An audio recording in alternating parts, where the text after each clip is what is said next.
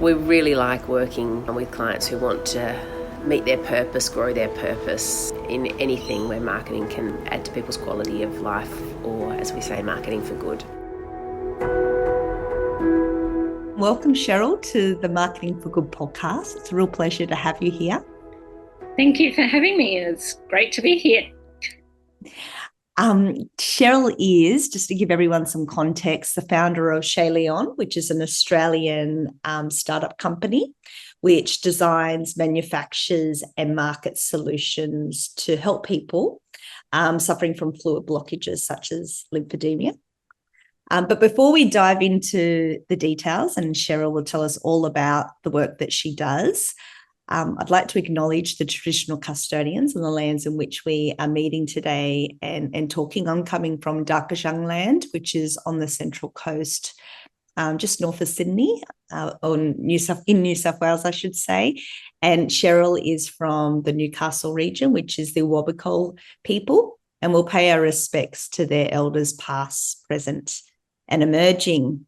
So we were really fortunate at Juntos Marketing to meet Cheryl to help with the launch of your first product, which is the massage bra insert. But I'm going to leave it to Cheryl to tell us more about that. So Cheryl, can you tell our listeners a little bit about you, your journey to starting Chez Leon, and the support that you provide people through your business? Yeah, thank you. Well, to start with, let me tell you something about, I will tell you about the journey in Chez Leon, but first let me tell you something about myself, because I believe it's often when you look back through your life that you see how your experiences have shaped you, but also how you respond to events in your life. So I was born and raised on a farm. As many know, farmers are jack of all trades. So from my dad, I learned problem solving, ingenuity, and I think not accepting the status quo. And from my mum, it was, doesn't matter who you are, you can do anything. Dad also taught me something about the anatomy by showing me the inner workings of animals as he carved them up on the kitchen table, which we were very self-sufficient back then. But that also led me to vegetarianism, so who knows? Then I went on to learn mechanical engineering and construction, where I worked in the industry for the rest of my career. But then one day I noticed that I had some unusual bleeding. So I went to my GP and then to a specialist who informed me I had cancer. So at that moment, it feels like your whole world just caves in and everything stops and nothing else matters, because this is your life. So before I knew it, I was on the operating theatre undergoing a total hysterectomy and having all of my lymph nodes removed from both my groins. Little did I know then, too, the consequences of having all your lymph nodes removed.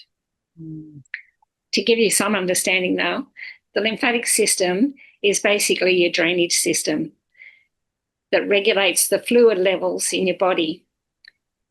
Lymphatic fluid travels through lymph vessels to the lymph nodes, which are like your processing plant where your immune system kicks in to destroy any foreign invaders. So that's why they target lymph nodes.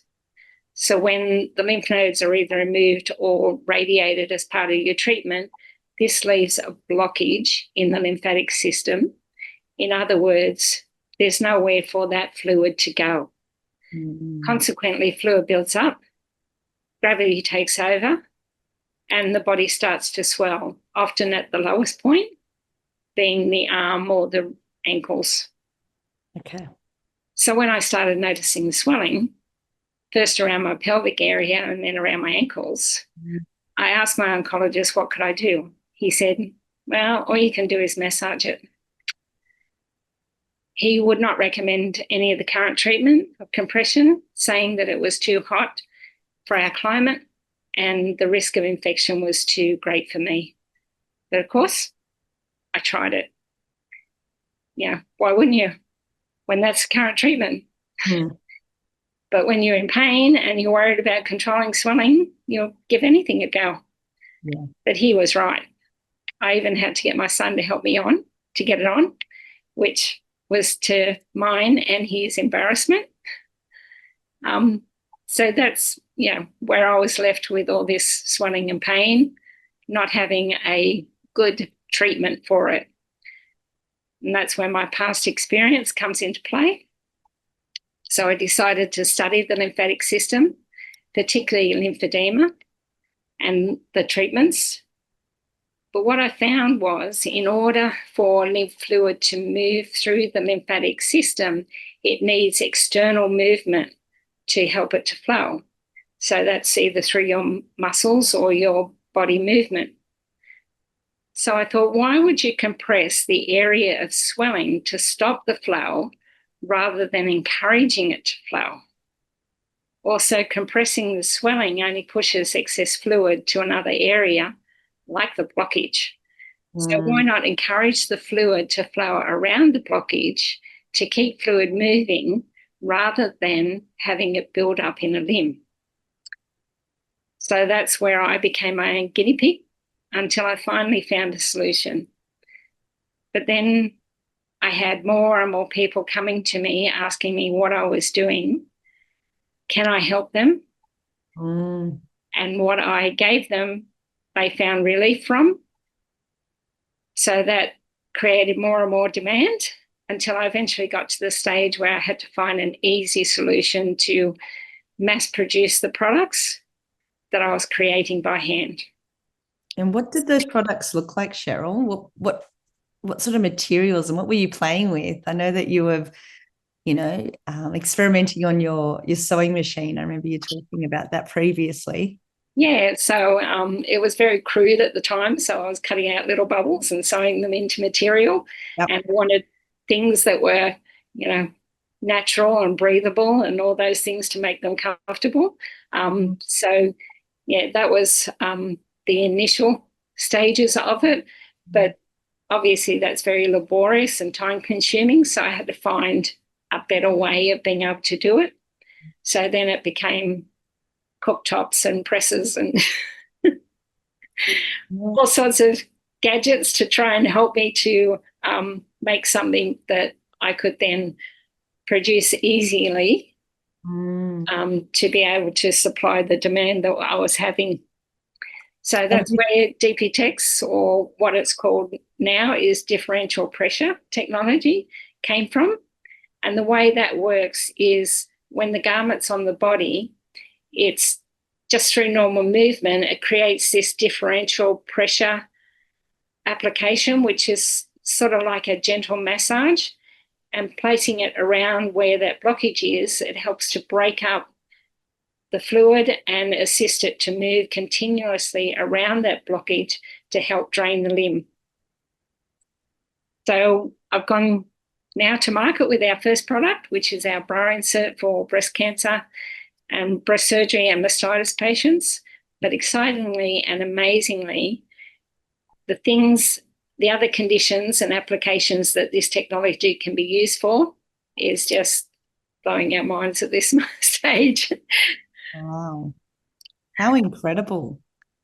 And how long did it take, Cheryl, sort of from that, you went through your own personal journey, you had a hysterectomy, and then, you explained how you experimented with different textiles and textures, just giving a sort of a bit of a time frame of, when that began to where you are now. How long has it been? That would have been a good 5 years. Yeah. Yeah, and now it's been like 12 years altogether.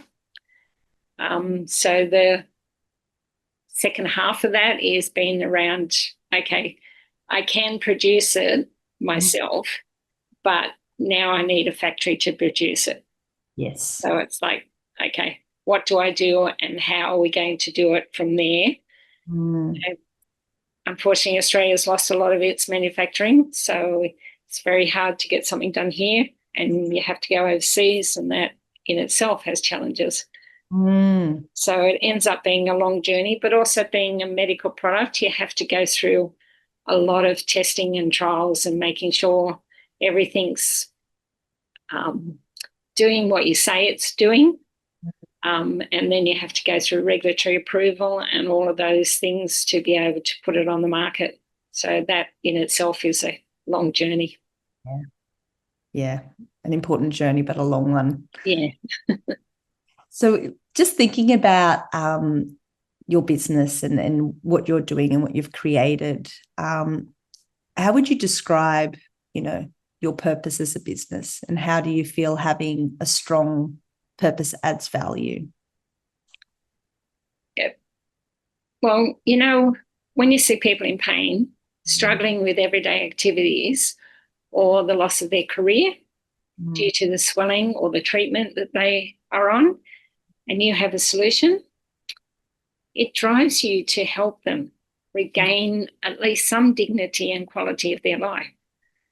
And now there's over 250 million people worldwide with lymphedema, and that number is growing every single day because of the number of people being diagnosed with new cancers every day, and it becomes a staggering amount. So you know that there's a lot of people out there who are suffering just as I suffer. It's also that I wanted to build products that were naturally based, not chemically based, as many of the fabrics are today. So that in itself creates challenges. Products that treat the actual condition, that are eco-friendly, thin, discreetly worn under your clothing. Many of the current treatments are bulky, unsightly, and uncomfortable, treating the resulting condition, not the cause. And they actually highlight that you have a debilitating condition. So it makes people feel often ashamed to be out in public. So I also wanted something that was comfortable, something that you could actually forget that you're wearing it and that no one knows that you have it on, let alone having a chronic condition, something patients actually like wearing. I had one patient who said recently it was like putting on an old friend. And I had a neighbour who called her product George, after George. Named him George. So, it's being able to relate to the patients. I think that has been a major focus. But we've also had a focus around education. So from my own experience and along this journey, I've realised that there's a need for practical information for those that are living with the condition. So throughout our website and our marketing, we hopefully are providing easy to understand content that is geared to the patient themselves to build awareness of this condition and the ways that they can live life to the fullest. What's that journey been like, marketing the product as a small startup? And you explained sort of just how versatile your background is and where you've come from, and the personal health journey you've been on, and now marketing something that has a very strong value centered on improving people's quality of life. Have you faced any challenges staying true to your purpose? Yeah, there are many challenges, particularly as a startup. Yeah. In regional areas, for a woman, particularly a more mature woman, there are challenges in themselves sometimes, apart from the fact that what I wanted to create is challenging the status quo of current treatments. Medical professionals are reluctant to try new concepts.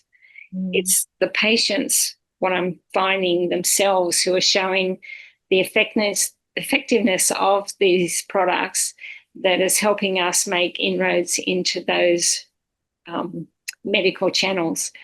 There's also channels, as I said, around manufacturing and supply chain issues. So trying to find capabilities that not only can help us to get our first products, but also help us to develop our products. Often overseas, you'll get a company that is like, yeah, we can do this. And they'll just spit out hundreds and thousands of them, but then getting them to work with you is another challenge in itself. but also funding. If I was young, overexcited 20-something-year-old with an electronic device or program that was fast to market, no production requirements, funding would have been easy. On the other hand, a medical device that has to go through trials, regulatory requirements, it's not something that investors want to get involved in. So funding is a major issue. But that gets back to the purpose. So your purpose has to be something that is your driving force, and it becomes the North Star that guides your company's strategy and actions. But here's the thing. You can have a great altruistic purpose, but unless that is backed up with the support and encouragement from the ones that you are actually trying to help, you'll fall apart from the enormous challenges and mountains that you have to climb to get the product, particularly a medical one, off the ground. So how strong purpose adds value to the company like Chez Leon? We have to see the results from our patients to understand that. Yeah, and I'm sure you've mentioned a couple of stories already, Cheryl, from your patients, but I wonder if you'd be happy to share another one or two. Absolutely. How long have you got? There's one woman who for 9 years went home every day with a golf-sized swelling under her arm. Her husband couldn't touch or even walk on that side of her in case he accidentally hit her arm. But when she put on the bra insert, she found immediate relief because the fluid started to move. And then another one, a midwife who couldn't work anymore due to the compression sleeve and glove that she had to wear. After wearing the bra insert, she was able to go back to the career that she loved. Wow. So, to keep me focused, though, above my desk, I have this quote from one of our patients who had tried everything and ended up in hospital 3 times due to cellulite infections. After using our bra insert, all of her lumps and swelling from her breast went away, reducing her risk of infection. And she wrote me, and I put this quote above my desk, it's, "What you can do can change your life. Never forget that." I never have, never will, and it's what keeps me going. Wow. It must be so rewarding after, all the hard work to get that feedback and to hear those real personal stories. Yeah. And as I said, that's what keeps me going. If it wasn't for them, I would have died years ago. Yeah.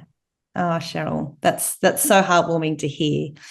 I have a couple more questions, if you wouldn't mind. You talked about some of the challenges, especially I just was wondering with the people that you're helping, they're in quite vulnerable situations, living with chronic conditions. How have you navigated marketing in a space where people may be feeling vulnerable? Yeah. Well, as I said, our first product is a bra insert for breast cancer patients and those who've gone through breast surgery and mothers suffering with mastitis. So, we chose that market to start with as mainly due to the size. So in Australia, there's 21,000 every year diagnosed with breast cancer. And it was also about market accessibility. So providing them with something that was comfortable, breathable, easy to use solution that was effective and discreet, and they could go about their daily activities is, our main focus. So when it comes to marketing, it's been about communicating those attributes as well as educating the patients about how their body works so that they can make informed decisions around the treatment that is best suited for them. So also we're focused on people who support patients on the medical journey, such as surgeons, oncologists, physios, nurses, lymphedema specialists. All those people are a part of that journey of a cancer patient. So they're also important. But though these are our focuses. We are still learning at this stage what to do, what works and what doesn't work, basically. And it's very much about changing the status quo, as I said, trying something new, taking self-responsibility. But the more we work with our patients and talk to the medical professionals about how differential pressure can help and actually show them the results, and they see the benefits for their patients, the more that they are opening the doors for us. But it's also very important to work with people who get the problem, particularly from a woman's perspective. So working with Yuntas, for instance, has helped us refine our story and take a step back. And having been immersed in the company for over a decade, it's actually refreshing to get a new perspective and a new way of describing things that resonate with our audience. So that's been an important step for us. No, that's good to hear. It's yes, as a small business and being so integral and intimately, interwoven, as you say, over the past 10 years, it is sometimes a little bit hard to sort of untangle yourself and to sort of step back and look at communication and marketing and messaging from that perspective. Yeah. I was going to ask you a question around how you've managed risk and uncertainty when making strategic decisions as a small startup. I've seen many startups crash and burn, either rushing to get ahead, running out of funding, or not having the right market fit, not even engaging with their customers, which means that they don't have a supported purpose. So, and largely as a self-funded startup, it's been a tricky balancing act, as I've had to throw myself into this, 24/7, with no other means of support. So, being cautious, taking the time to test and retest the product and conduct all the necessary trial requirements for regulatory approval has been a must for me. But it has slowed everything down quite considerably as well. Trying to get funding, even grant funding, is hard to get. It's a dollar for dollar. So the old saying, it takes money to make money, comes to mind. And every government has its own agenda when it comes to dealing with grants. So good luck at getting one. Also, you have to have a backup plan. Being flexible when it comes to strategic decisions is a must, I think. That's really good advice. And talking about advice, what advice would you give to someone thinking about starting a purpose-driven business? Be prepared for the roller coaster ride. It's not easy. There isn't such a thing as an overnight success. On average, a medical product takes 10 years to get off the ground. It's a lot of resilience to take the knocks, but more than that, it takes the belief in what you're doing and the support of those that you are doing it for. If you're not prepared to give it your all, don't start. Seek help. Take advice when it's appropriate for your customers and your business. There are lots and lots of accelerator programs out there today that can help you navigate and help you work with the people that you are trying to reach, but also work out whether you've got something that is actually going to be the right solution for the problem that you're trying to solve. But make sure that that program fits your needs and your purpose. Listen, most of all, to your customers, for they're the ones that you want to buy your product, so they become your most important eardrum. No one does anything truly on their own, so be open to support from others. As they say, it takes a village to raise a child. The business is your child, and it takes many hands and support to help you to grow. As one of my advisors keeps telling me, You have to go down a lot of rabbit holes and kiss a lot of frogs on this journey, Cheryl. Above all, find a way that gives you space. This is really important. Space for your thoughts, space to breathe, space to laugh, space for your friends and family, to lift you up every time that you get down, and to ride the highs with you when you have some success. Remember, it's a journey, so you've got to enjoy it.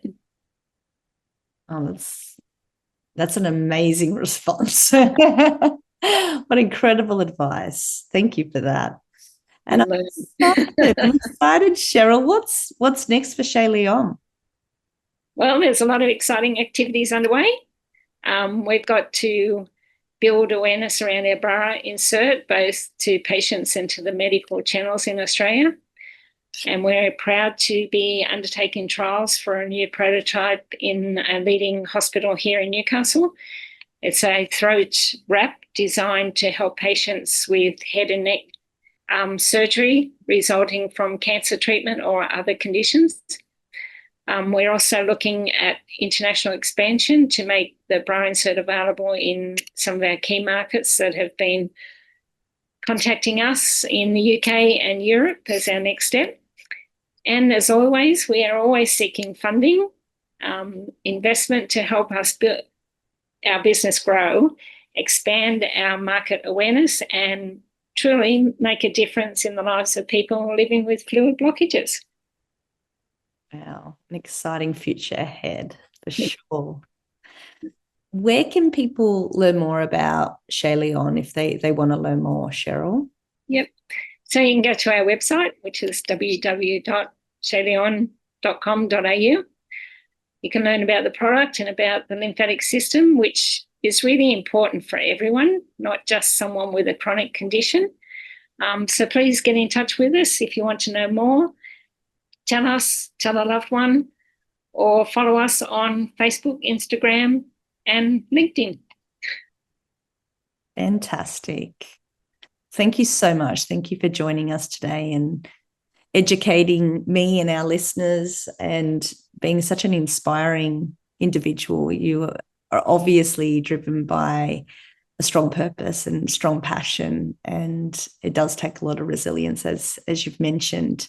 And we wish you all the best. And it's been a joy working with you, and we look forward to future opportunities to support you as well.